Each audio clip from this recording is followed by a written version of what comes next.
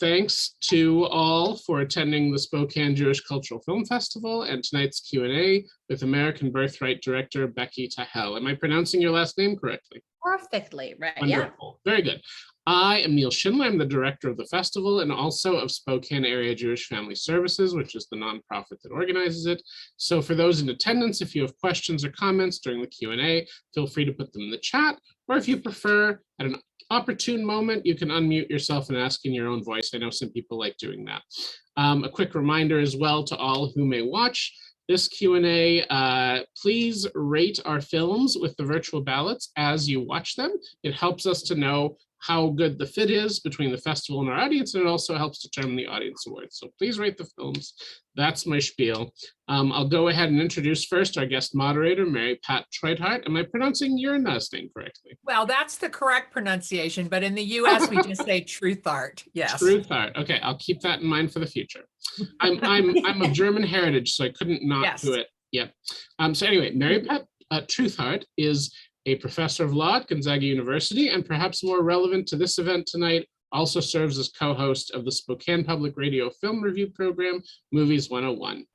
Our featured filmmaker this evening, Becky Tahel, is an Israeli-born, LA-based creator of conscious content.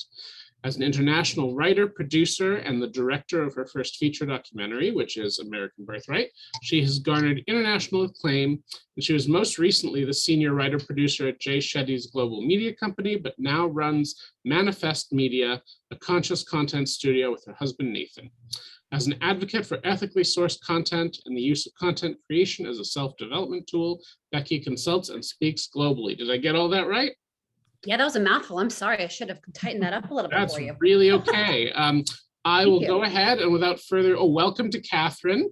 Actually, to both of you there, both Whitings. And I'll go ahead and turn things over to you, Mary Pat, and we can get started. So thank you both very much for joining us. Well, we are thrilled to have the opportunity to talk to Becky this evening. And as I explained to her, I mean, I thought her lovely film just covered so many different themes, you know, exploration of identity and place and connection and religion and ultimately love. And so I think those are universal themes. And also we have the opportunity to sort of look more narrowly at how it affected you specifically. But maybe you could start off by telling us a little bit more about your path to filmmaking, because you have done a variety of different things. And we'd appreciate knowing, eventually we'll talk about what about this film specifically, but what about filmmaking in general, and what spoke to you about that as a profession, a career? Wow. Such a great question. I'm not often asked that. It's so nice to reflect back on why I'm even here. And I really feel like, just like, you know, in my bio, that filmmaking is in itself a self-development tool. So, you know, I just happened to find myself wanting to tell stories. But if I really track back to when I was a kid, it was so much a part of how I coped with life, how I made sense of the world around me. Growing up in Israel, of course, there was a lot of trauma at times, and then moving from Israel to America at a young age and trying to fit in and find my place and changing my name and putting on different masks. I feel like the creative path just lent itself well to how I showed up in the world. So I feel like naturally I found my way into telling stories. And then in college, I went to Temple University, go Owls, in Philadelphia. And I was cast in a grad student's thesis film. And that was the first time, because I had grown up doing theater, and you start in the beginning of the play and you go until the end. And with film, he was like, we're going to start on page 3. And I'm looking at my script like, but that's not the beginning. And that immediately really sparked this intrigue and this sort of like, oh, I can control this medium in a different way than I can a live theatrical expression. So right away, I was very, very, very intrigued. Then, of course, I moved to Los Angeles, and everyone makes films in Los Angeles. So I could dive right in and find some mentorship and some production work, and quickly found that, to me, the most rewarding work was to create meaningful media. And so putting all of that together, having acted, having sung, having, done a little bit of writing at that time and a little bit of production, I wanted to fuse that all. And at the same time, again, with the documentary, my sister happened to get engaged to a non-Jew. And that felt like the story I could or should potentially be telling, because it was bringing up so much in me. And it was like a perfect storm, and there I was. So I think a little bit of dumb luck. I found myself, being led, and I followed it. And a little bit of just, I think we're all born with this thing inside of us that speaks to us and helps us work through our own issues and maybe also our passions. And I somehow put that all together into what now pays my bills. Thank goodness, because it is not cheap to live in LA. Yes. So you mentioned Temple and Philadelphia. So did you take film courses, filmmaking courses, production courses at Temple? I majored in communication, which was interdepartmental. I think it was for me a safe bet to say, oh, I want to be a filmmaker. To me at the time felt very, very ballsy. Like, that's a tough profession. You make it, people say it's really competitive. And I wish people told younger folks that less, and just sort of allowed us to explore. But I said, if it's so competitive, I don't want to do that. Let me try a bunch of the other things. And I still, of course, found myself in many film classes and broadcast, telecommunications, mass media classes, writing classes. So I did a little bit of everything, but I did not focus on filmmaking. And I learned that sort of on the job. Half the time, I think film school is fantastic. And in many ways, I wish I had more of the skill set that I learned now by making mistakes. I learned so much by making American Birthright from my crew. I would ask questions and sometimes just naively just throw up my hands and say, I know I'm the director here, but I have no idea what I'm doing. Like, I have no clue what that lens is for and how to get that shot. So let's put our heads together, and why don't you guys educate me? So it was, took a bit of humility and a lot of question asking. And somehow I think I got my film credits through the production of this film, ultimately, and not school. Yeah. Well, I mean, this is an audacious first film in many respects, because you had to wear so many different hats during the course of the production. Yes, and it's appropriate that you have one for us today. But maybe you can tell us just a little bit more about, being the primary protagonist, doing the production, being the director, and sort of how that worked out, and how do you play those different roles so effectively, by the way. Thank you so much for saying that. It's like the jack of all trades is a master of none, and I always push back when I hear that. So I'm like, no, you can do some things at the same time simultaneously somewhat well, but I wouldn't wish that sort of multitasking on anyone, because it was very difficult. There was certainly a difficulty to it. And the main reason I did that was necessity. I didn't have budget, and it was my first time. And I had so much passion to make it happen and very few resources. So of course, naturally, when someone was like, who's going to hold the light? You go, I am, because I can't pay somebody else to do it. And that was, of course, the reason that happened that way. But ultimately, I found that there were many aspects of myself that I explored with either hat. So I would say, and often do that, I'd say, okay, producer hat on, blah, blah, blah, blah, blah, right? Like, let's talk. I was the producer talking, here's what I'm seeing, here's what I need, here is the line items, right? And then I put the director hat on, and I'd have to like sort of shift into a more right brain. And then, of course, being the journeyer was one of the, it was difficult, but I think there was a purpose I felt to keeping us all going, and also being in it, that forced me to make change. It forced me to commit to really being present and learning. And yes, like sometimes during interviews, I'd be thinking, okay, how's the lighting? And okay, we have another half an hour with this rabbi. And like, so for sure, in moments, it takes you out of it. But I would try to time those right. And I think in life in general, we're not constantly present. So I think that was also real. Like, okay, so in that moment, I thought about what I wanted for lunch, and that was truthful. But for the most part, I tried to sort of toggle between all of these roles, and they taught me a lot. So there was a win there. And ultimately, I found a wider access to aspects of myself that I probably would never have tried to tap into if I had a director. I would just let him do it. Or if I had a producer that was doing all of that, I would just let them do it. And I would, like, yes, there would have been a beauty to letting go. And maybe the next film I do, I get to really be fully just the protagonist. But that was the blessing of American Birthright, is that it was a pressure cooker of so many roles that I grew exponentially in all of those ways.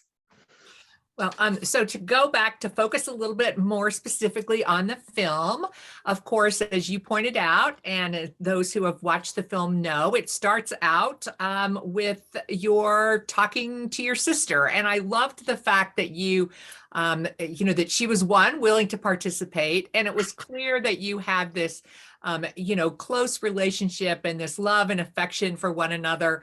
But, there's of course a little sibling stuff going on as happens in the world. So did you have to convince her to participate in this project? Did she come to it enthusiastically, or did you have to give her a little nudging?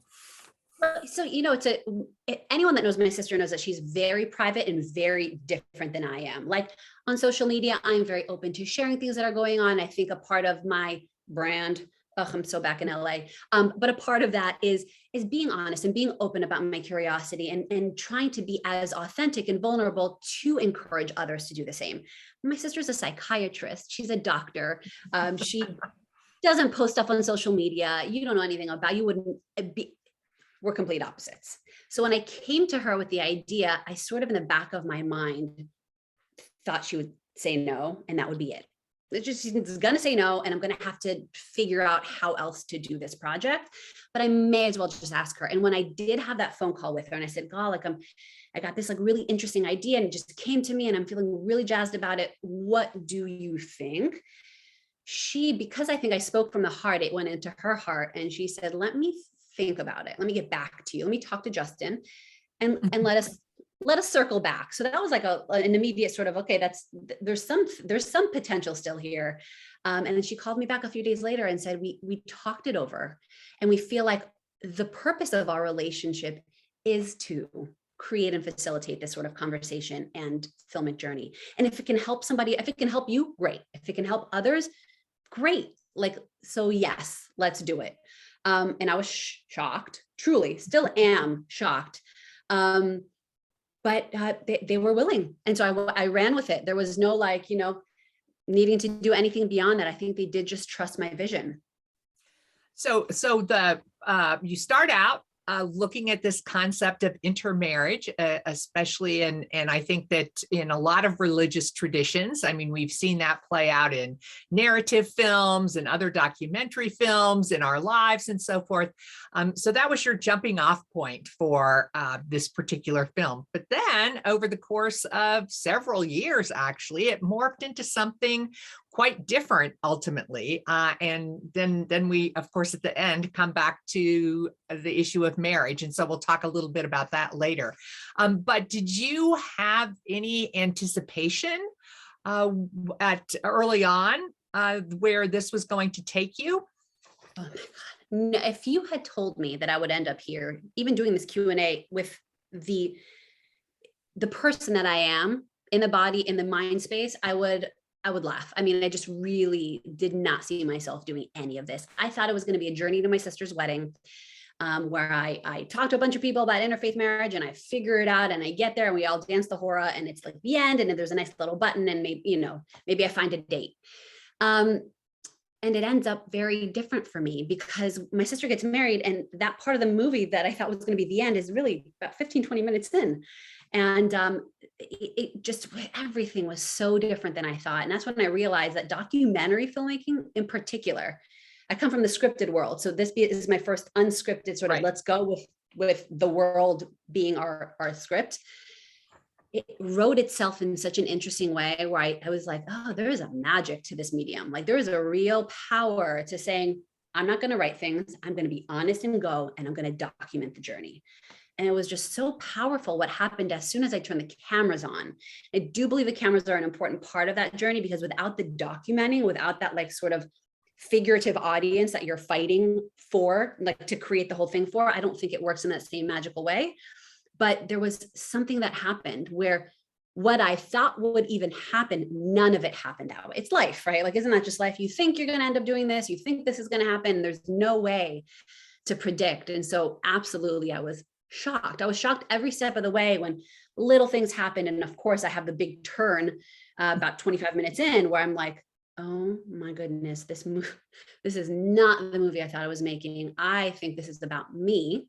Oh, and by the way, in the first half of the film, I really didn't shoot a lot of my coverage, but to shoot a lot of that stuff after, because I didn't have me in it so much. I thought I was going to talk to a bunch of experts, like they were going to do the talking and the exploring. I was going to facilitate a bunch of interviews and do a little bit of fun and journeying, and that was going to be it. I was going to educate. And the cameras sort of continuously wanted to turn at me and ask me all the questions I was asking outwardly, which was like not what I was expecting either. But so how many hours of film did you actually shoot? Because from the film perspective, the editing here is really pretty amazing because of not only because of your journey and how things sort of shift, but also I could imagine, you shot in these different settings with a bunch of different people, and you were trying to make it. And I think that you succeeded in making it more than a talking head sort of documentary, but the editing process must have been challenging. So how much footage or how many hours of film did you actually have? Yes, you're completely right in everything. And the question is an important one because we had 150 hours of footage by the end of this thing. Before we got to the finished film that we have now, we probably made 10 different films until I was like sculpting. We took this scene out and we put this in and tried to chisel away at what it wanted to be to tell the right story that we felt like was really wanting to be told. So, oh yeah, Erin, my production partner, and I, and you see her in the film as well. God, we had our own separate existential crisis, just trying to put the film itself together. And it was very, very, very challenging. Many, many awesome people were left on the cutting room floor, but that is the nature of the beast. And that's but yes, it was absolutely the most difficult, I would say, part of the process was post-production. Hands down. Well, and I sometimes say to my students, when they're writing papers, for example, you have to leave some things out, but that doesn't mean they're lost forever because you never know when you may be able to use that footage again in some way that you hadn't anticipated. And and sometimes you do have to explain to people how they did not appear in the film and they're sad, but they could be in a subsequent film, a short film at some point. So you're right, or ancillary footage that lives somewhere else. I mean, there's just so much additional stuff, but you're absolutely right. And we all came to terms with it. We had a okay. So you may have gathered from my name, Mary Patricia, that I am not Jewish, although I guess I could have been a convert, right? And so, of course, the Judaism aspect of the film was less familiar to me than probably some of the other people attending the festival or who will watch this subsequently. And so and maybe you can just talk a little bit. I mean, you mentioned your sort of family's history, your immediate family's history, and you use different terminology in terms of secular Judaism and then the different types of whether it's Reconstructionist, Reformed. And so maybe you can just fill us in terms of your relationship, so it didn't necessarily seem, so from an outsider perspective, it's sort of where do you begin in terms of like sort of cultural, religious, ritualistic Judaism and so forth, because it seemed like you were coming from a very secular place, at least in your immediate family. So, right. No, it's a great question, and it's always it's so much of a joy for me to talk to non-Jews about the experience of watching American Birthright, because a huge part of this was to educate. And I think, especially in the time in the world that we're in, with so much just sort of like, there's ignorance, there's anti-Semitism. I think all that stems from just not having enough information that's accessible and not having representation of people. They're really talking about the experience. So I'm so glad you were able to to share in sort of my journey and hopefully learn a little bit about from the to-do list of all the different aspects of Judaism that I found so meaningful. But yeah, I started out being, I would say, a cultural Jew. Like we grew up knowing about Israel, and I grew up in Israel. So Israel was like a big part of our identity and about, the Holocaust. I have my dad's side of the family are survivors, living survivors. We would celebrate the main holidays, but not, I think when my sister says like, I want to do all those things, but not religious. To us, religiosity was about a bunch of rules that were super specific. And my mom grew up religious, so she didn't like any of those rules. They were never explained to her. There was never a why, there was never a context, and there was never a richer sort of meaning to all of the intricacies. So she felt very burdened by them and didn't want us to have that. She wanted us to have a more fun, joyful approach to Judaism. And as a Jewish educator, my mother, she raised us in the conservative movement. She also taught at a conservative school. And conservative Judaism is, I'm not the pro on like where on the spectrum and how much and what and that, but like if like renewal and reconstructionist is all the way on the left and orthodoxy is on the right, then like conservative is somewhere like in the center, like you can drive to Shabbat, but we do Shabbat services. And we may not officiate at interfaith marriages because we're still tinkering with whether that's okay. We're open and we want to be inclusive. And that's not to say that the Orthodox don't do that and that the renewal all do. And all of those boxes just were like so troubling for me because like, I grew up conservative, but did I check off that box always? And as I looked deeper, I was always very spiritual. Like all of the stuff that I found so meaningful within my experience across the spectrum, I would always pop in and out of different kinds of services and go to different people's Shabbat tables. And I had different friends from different backgrounds growing up that were Jewish of different denominations. It was that thing. It was like that je ne sais quoi of like a soul connection to other Jews. And no matter where they came from or what it was, it felt like family. It felt like there was some shared lineage and ancestry. And there was this like communal isness. Like I just couldn't put my finger on it, but it felt like this thing that bound us. And that's what I came from. And I really appreciated that my mom didn't like the rules, but I also, being very different from my sister who went to med school and became a doctor and had a very clear path. As an artist, no one gives you a path. No one gives you you do this plus this, and you go to med school and you get a degree and you get a job. And it was very different for me. And so against this sort of backdrop of LA, where it was like, you do whatever you want, I wanted structure. I was craving a bit of someone tell me what is truth.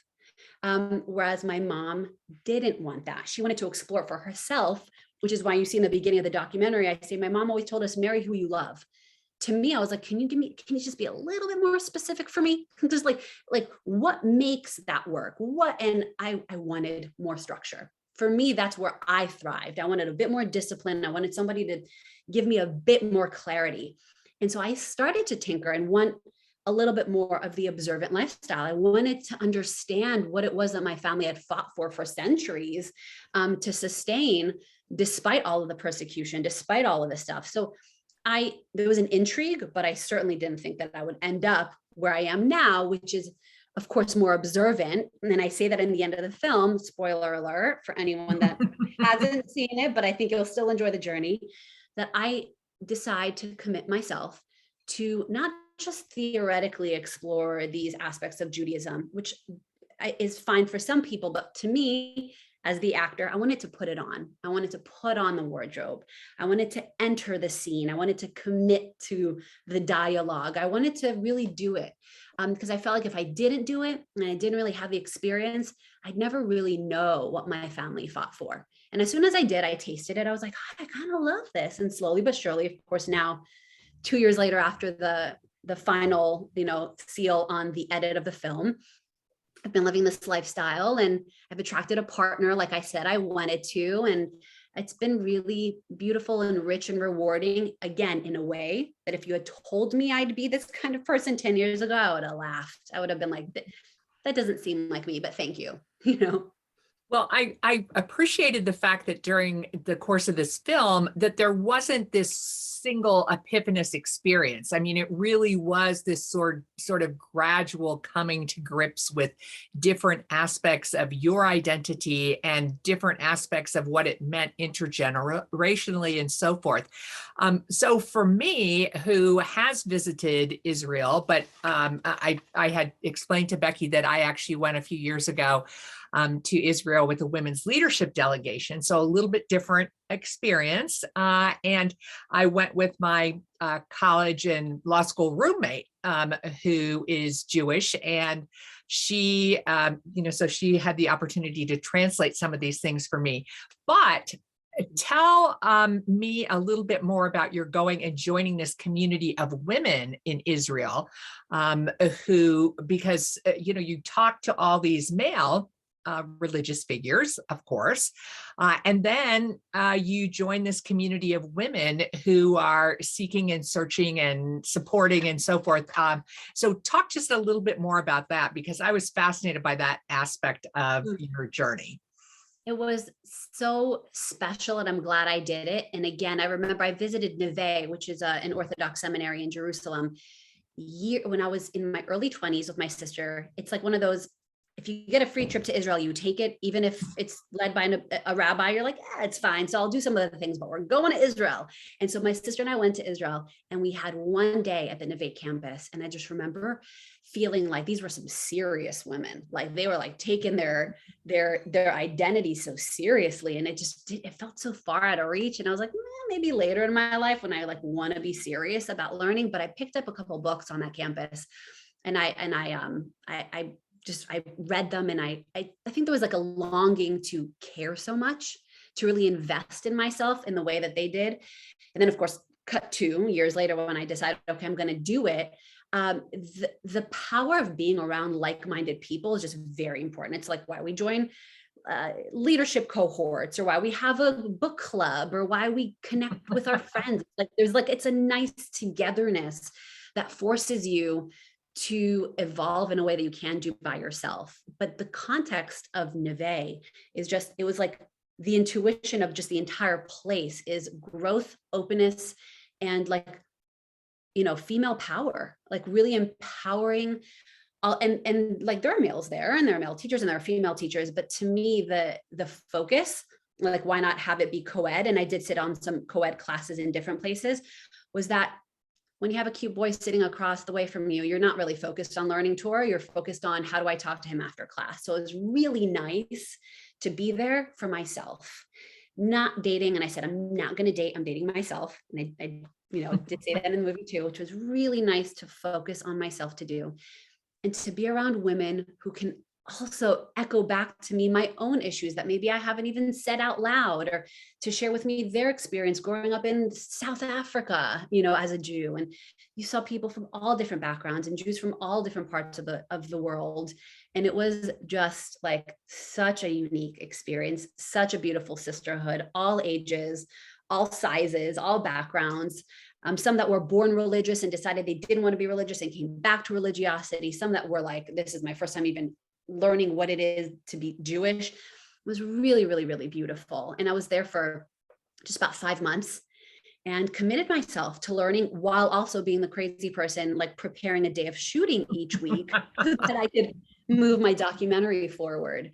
But the seminary experience is something that it's more unique in my opinion in Israel. And I think it does exist, of course, in the States, and you can find seminary, you can find learning experiences in America, and I'm sure also in other parts of the country and the world where people live. But in Israel, it's just a unique energy that exists there. And so I'm glad I decided to go a little farther.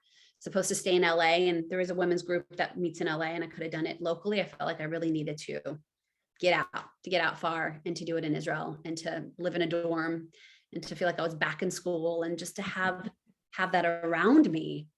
It's a phenomenal experience. Well, so things also seem to deepen or change for you when you had the opportunity to go to Haifa and sort of reconnect. And so I thought that was one of the most moving parts of the film. So maybe you can give us a little bit more of the backstory about that particular, because like I said, this seemed to be a connection to place and people and so forth. But you could really see how that affected you. And maybe you can just talk a little bit more about that. Yeah, thank you. I think we romanticize, at least I did, where we grew up and the swing sets and the school. And it's funny, you go back and you're like, wow, this place seemed a lot bigger when I was little. Right? And we all know that experience of like wanting to go back to that first house, or the memory that recurs in our dreams of like that place that we hung out with our friends. And so there was this sort of like romantic nostalgia that I longed for, just to connect to who I was before we moved. I think I attached a lot to this move from Israel to America in first grade. A lot of identity shifts happened, a lot of, I'm sure, trauma too. Like there was a lot there that was really difficult to contend with and to integrate. And when I watched the movie and I sort of like laugh off that I don't remember like years of my life that are memory age, means that there was just so much to digest that I just wasn't able to contain it. And that to me was like, well, let's get under there and see what may have been buried. Let's go back and see what you may feel. And doing it again in the context of this film, which is like, what means anything to me? Like, let me not just make up these memories of what was great and what wasn't. Let me go back and live them now and see what I want to keep, see what I don't want, and see who I want to be moving forward. And Haifa in particular, because I was born there, and I do say it in the film, I feel like now I'm just re-recording my voiceover, but I did hear, like from a healer friend, that ancestral healing happens when you connect to your birthplace, to where your ancestors were born. I went on a trip to Poland and trying to like really just walk the footsteps of those who came before, to feel, to understand, to integrate, and to learn, so that when I move forward, I'm passing on at the DNA level, maybe new things, maybe less neuroses, maybe less anxiety, maybe more confidence.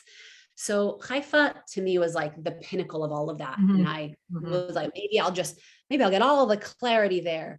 And I'll just know. I kept waiting to just know. Don't we all just wait for like the thing that does it? And Haifa did, and it didn't. It gave me a lot of clarity in ways and in aspects that I didn't think I would, especially at grave sites. There's this thing in Judaism where like you go and visit righteous people's graves, and you just sit there and you're there to like, soak up the wisdom. And it's also like all of their wisdom and epic energy is released there. So you can go and all of this like spiritual fluffy stuff. But really, when I went to my grandparents' graves in the context of the film, I'd been there before, never had that sort of opening. I felt like they were really talking to me. I think they were like, look, you're making this thing. We're not here anymore. But somebody's got to keep doing it. Like someone's got to keep telling the story. Someone's got to fight for what's going on. It's 2019? It's a different time. Tell our story, tell your story, speak up, speak out, be you, and own it, and stop being afraid of whatever it is. And I was afraid to commit to a life that was different than how I grew up. And I felt that very viscerally. Like I didn't want to commit to changing myself. I didn't want to commit to dressing differently and acting differently and needing to learn new things and digging deeper into my spirituality and why I do what I do. Like, wouldn't it just be easier to do whatever I want? And so, yeah, Haifa really delivered to me a lot of the family core, personal purpose related things that learning in seminary couldn't in that same way. Seminary was head and Haifa was heart, and together they really came together. So we do have some other people who are listening here. So do some of our other guests have questions? I have a couple of more as to sort of wrap things up at the end, but I did want to invite participation by others. Is that Neil's mama? It is Neil's mama. Hi. Hi. I really, really appreciated your film. I just enjoyed it so much for so many reasons that I could, talk about it for an hour, but I won't. I do have a specific question.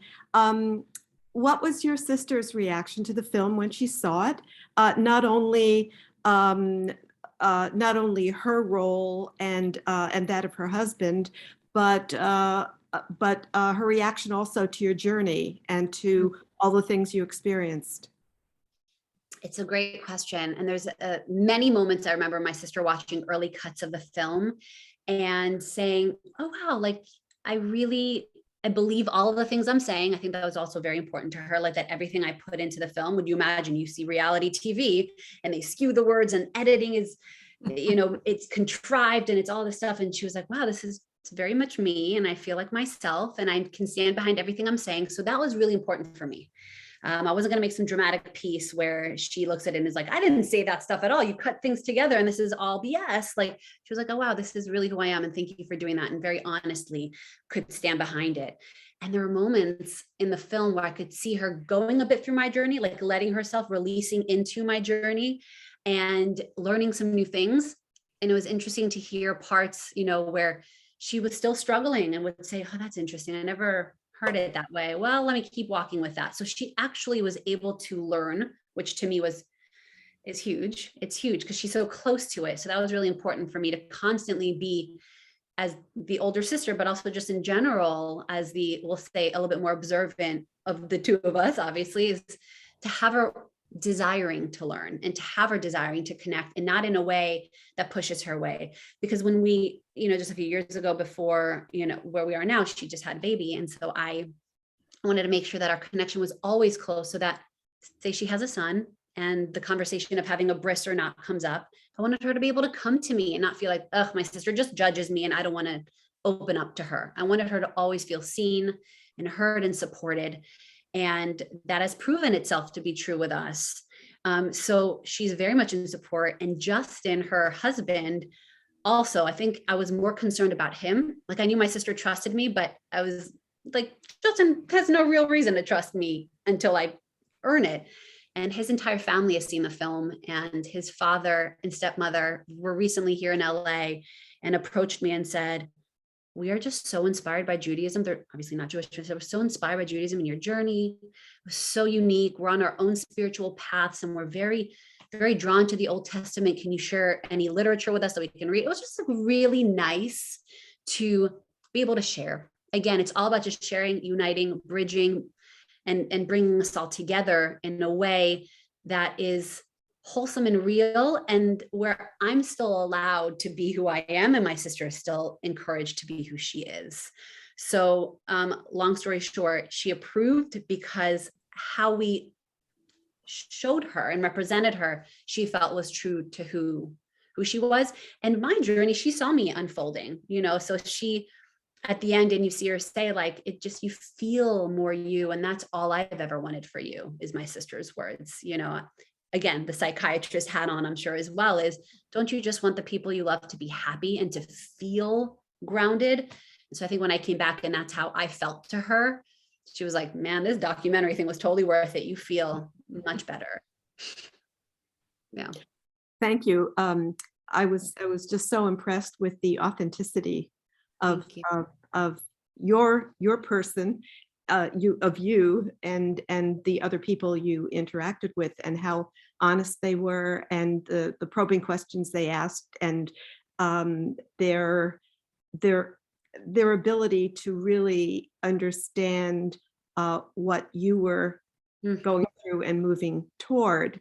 On a just a side note, I was very happy to see Deborah Waxman in the mix, because I belong to a Reconstructionist congregation in the Detroit area, and Neil was bar mitzvahed there, and spent his young life there, and she's terrific. Fantastic. And can I say something about Deborah Waxman? She just when I asked her for the interview, and I haven't spoken to her in a while, and I really need to tell her how much I appreciate it.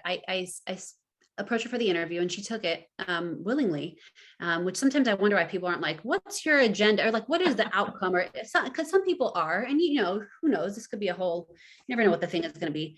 And after our conversation, she said, I'm so pleased that this turned out this way, because I know that you're a bit more religious. And I certainly at that time was in seminary, and I told her, so of course I'm presenting a bit more religious. And she's like, I'm glad this wasn't a gotcha, like I was just trying to prove her wrong. And I was like, oh my God, no way. And so that was like such a compliment, just like you saying the authenticity, because this wasn't about whose Judaism is right. Like that's so, and I always say we're each a unique letter in the Torah. We're each a unique expression of Judaism. So we're not all supposed to be the same and practice the same. And if we don't learn from each other and sort of have that interplay happen, how are we supposed to be a people? How are we supposed to find our place? And how are we supposed to keep this going?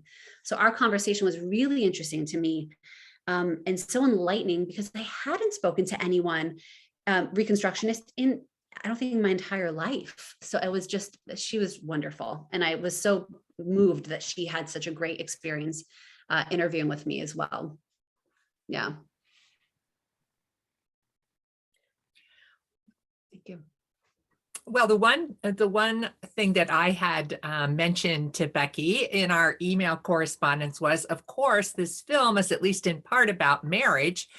And we only get this little snippet at the very end about her marriage partner and her situation. And of course, I love the fact that you found a sweetie. And so could you tell us a little bit more about Nathan and sort of how things came about with respect to your own marriage? Absolutely. We met the old-fashioned way through friends at a party, which I just, coming back from Israel, where everyone's like, you sign up for a matchmaker, you try to get on the sites, and it was like very new. I was like, really? Do I have to do all that? Well, before I resort to, let me integrate into the community. Let me see who I can find. Let me be around like-minded people. And we very quickly met when I came back from Israel. And to me, people say when you get clear and you write down what you want on your vision board, you can manifest it. And like, sometimes that's true. In my case, it was true in some aspects of my life. It was certainly true with Nathan. I think up until the point of meeting him, I was not clear at all. And you see that in my dating marriage part of the to-do list. Like, I never had blinders on. I was never clear about, this is the kind of person, not to the T, not to like, must be 5'10", and like those things there's certainly some flexibility, but this is how I want to show up in my life. This is the sort of life I want to create. This is the kind of partner I'd like to see myself with. This is a sort of, again, in observance in the world. I wanted somebody who cared about Torah, but who was also in the world, who was creative, who was artistic, who had seen the world, who maybe was also Israeli born and like American. And that's exactly who Nathan was. Like, when he showed up, it was like, wow, all the things I wrote down were actually, that was okay. Well, that worked. Let's thank Eliza Ben Shalom, who said that I should do that in the film. Like, I'll thank her. But essentially, he is Israeli born, grew up in LA. He's a musician, he's a producer, he's a photographer. We met at the perfect time in our lives. And just, it was very clear early on that we weren't just here to have fun. It was like, we'd like to enjoy ourselves together, but are you serious? What would you really like? And I did the thing that I would have, oh God, like told myself never to do 10 years before. It would be so uncool. Is I had my list, not like an actual one that I pulled out, but to myself of, here are the things I want. Like, here's what I'm looking for. Here's who I am. And I didn't care about being cool. I just wanted to be honest, like for the first time, not waste my time, not waste somebody else's time. And I was very clear and upfront right away. And he just was so excited about it. And I could just see, he was like, oh, those things you just said, that's a great menu, because I am okay with all of those. And it was within 8 months, we were engaged. That was in August of 2019. And then January of 2020, we were married, and the pandemic hit. And that was a fun first year of marriage. Yeah. And I gave birth to our daughter, Ari, in October of 2020. She's now 16 months. And it's been a journey. It's been a wonderful growing journey together of figuring out, who are we together? Who are we as parents? Who are we as married people? Who are we as our unique brand of Jew in the world, as content creators, as conscious humans who want to create media that means something and that pushes the world forward and that inspires conversation. So yeah, that's Nathan. He's probably hearing me in the other room saying you could have said a bunch of other stuff. Yeah. And he was a big part of the end of the film. And he doesn't take any credit, but he does a lot of my back end stuff because he's a creative director and he's very tech savvy and he has a lot of musical background. He's a musician. So when he came in, my movie was just about finished, but we hadn't done the score. We needed some help with color. There's a lot of bells and whistles that come into filmmaking. And so he came on as a music supervisor and ended up just helping us finish the thing and overseeing color and making sure the color was right. He did our website. He designed my movie poster. Like, I swear I married him because I loved him, but it also just happened that he was so great at all these other things. So the beautiful fusion. Well, yeah, it sounds like a true partnership. And so maybe in the interest of letting you go back to your family, maybe a final question, what's next on the horizon for you? So you have Manifest Media, but in terms of filmmaking and so forth, future projects, other things that you have on the horizon for yourself and your company and your family and your production partner and so forth? I so appreciate that you're all here and that you even care about what I'm doing next. It's just like surreal. Like, people are listening to what I'm doing next. What? So thank you. Claiming more of what I'm doing next is what I'm doing next so that I can do more of it. But essentially, even just with this film, we're going on a global speaking tour. So I've started to package American Birthright as an experiential movie experience that I package with a workshop. I've done various different workshops around it. I do speaking engagements. So I've been doing that on college campuses, Meor, Hillel, HGCs. So I've been doing that and really owning that. I don't want to yet put the film on just some digital site and have people watch it. I want it to be an immersive experience. So that we're doing. And so we're co-creating experiences globally with communities to get this out there. And also in terms of Manifest Media is we're doing a lot of client work. We really like to work with other people who want to tell their story, who want to create content on behalf of a brand, on behalf of a foundation, on behalf of their family story, whatever it is, we're there to do that. And I'm also walking with a few other projects that I'd love to develop in the scripted world. There's some Jewish themes that I feel are very underexplored and I'm really interested in creating. So there are 2 projects and they're still a little hush hush, but I will say that one of them is about the concept of a get, which is what Yes. a man has to give a wife to honor a divorce, the observant by the book way. And we had a really cool idea about that we're developing. So hopefully I'll be able to circle back and be back at Spokane with some really cool additional content to share with you. And we can say, remember that time I said that get piece? Yeah, well, here it is. And yeah, working on developing some other stuff as well. Well, and I hope you know that we would welcome you back enthusiastically because we are so excited that we had this opportunity to speak with you and also to view your lovely film and to share the word and spread the word about it. And, so if someone did not have the opportunity to come to the festival, for example, how can they access American Birthright, going forward? Yeah. So we have a film that has all of our upcoming screenings. So if you miss Spokane, then of course you can see what's coming up screenings wise. That's AmericanBirthrightFilm.com. Okay. And if there isn't something coming up, we're very easy to reach, right? You can anything at AmericanBirthrightFilm.com. So info at, press at, bookings at, partnership at. But yeah, so we have someone who runs our partnership. So partnerships at AmericanBirthrightFilm.com would be the best, but either way, we'll get the email and you let us know. I didn't see the film. I want to see it. And we'll make sure you have access to it no matter what your financial situation is. So we always try to make sure that, again, the barrier to entry to experience the film and engage with it is as low as we can make happen for everyone. So yes, absolutely fine. And I'm also on social media. So I have people that message me and say, hey, how do I see the film? And I will respond back with exactly what's coming up and exactly how they can. Okay, well, thank you so much. Thank you. So much. Thank you, everyone, for your time. Thank you.